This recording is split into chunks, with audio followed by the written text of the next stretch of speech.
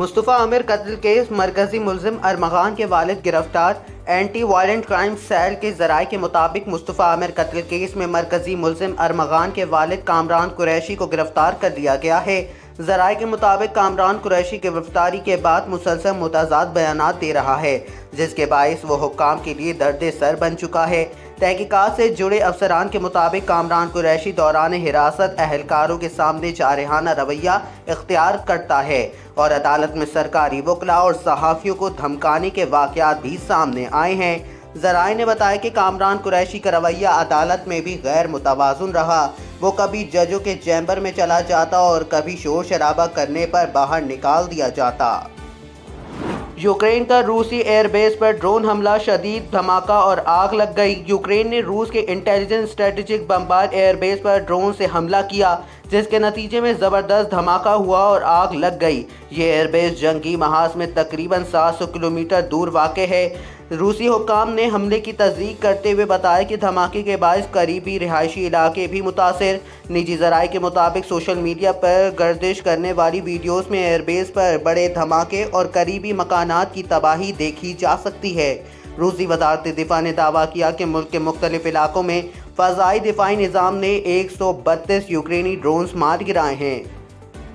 Pakistan stock exchange میں 1400 points کا اضافہ۔ پاکستان اسٹاک ایکسچینج میں آج مثبت رجحان دیکھنے کو ملا، جہاں سرمایہ کاروں کی جانب سے شیئرز کی خریداری کے باعث کاروبار کے دوران 100 انڈیکس میں 1400 پوائنٹس کا اضافہ ہوا۔ کاروبار دن کے اختتام پر معمولی پوائنٹس ٹیکنگ کے بعد 100 انڈیکس 795 پوائنٹس اضافے کے ساتھ 1,18,769 پوائنٹس پر بند ہوا۔ ماہرین کا کہنا ہے کہ مارکیٹ میں حالیہ تیزی سرمایہ کاری کے لحاظ سے خوش آئند ہے اور یہ معیشت کی مضبوطی کا اشارہ ہے۔ اور کراچی میں منشیات فروشی کے الزام میں گرفتار ملزم کے اہم انکشافات۔ کراچی میں ویڈ فروخت کے الزام میں گرفتار شاہد حسین کا ویڈیو بیان نجی چینل نے حاصل کر لیا۔ ملزم نے انکشاف کیا کہ وہ اسلام آباد میں ایک دوست یاحییٰ کے ذریعے منشیات منگواتا تھا۔ شاہد حسین نے مزید بتایا کہ وہ ارمغان کا کبھی دوست نہیں رہا، بلکہ اس کی دوستی مصطفیٰ عامر سے تھی۔ اس نے یہ بھی انکشاف کیا کہ اسے گھر پر نجی کوریئر کمپنیوں کے ذریعے منشیات موصول ہوتی تھی۔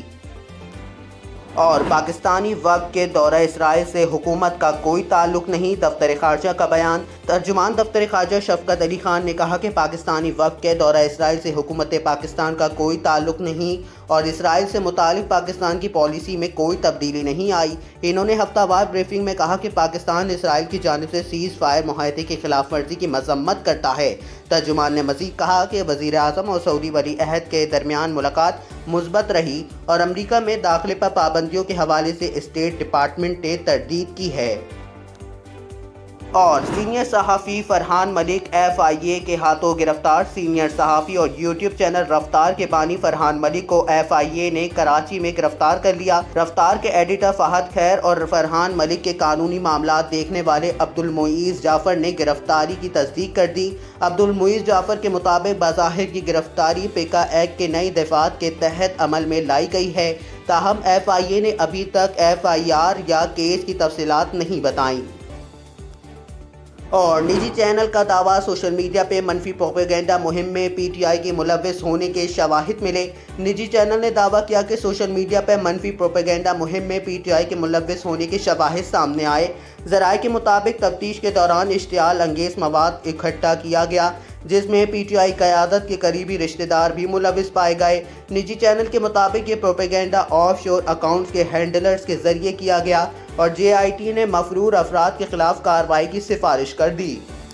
اور BCCI کا چیمپئنز ٹرافی جیتنے پر بھارتی ٹیم کے لیے انعامی رقم کا اعلان۔ بھارتی کرکٹ بورڈ نے 2025 کے چیمپئنز ٹرافی جیتنے والی ٹیم کے لیے 58 کروڑ بھارتی روپے کی نقد انعام کا اعلان کر دیا۔ BCCI کے مطابق یہ رقم ٹورنامنٹ میں فتح کا حصہ بننے والے کھلاڑیوں، کوچنگ عملے اور سلیکشن کمیٹی کے ارکان میں تقسیم کی جائے گی۔ چیمپئنز ٹرافی 2025 میں بھارت نے روہت شرما کی قیادت میں کوئی میچ نہیں ہارا تھا اور نیوزی لینڈ کے خلاف فائنل جیت کر تیسری بار ٹائٹل اپنے نام کیا۔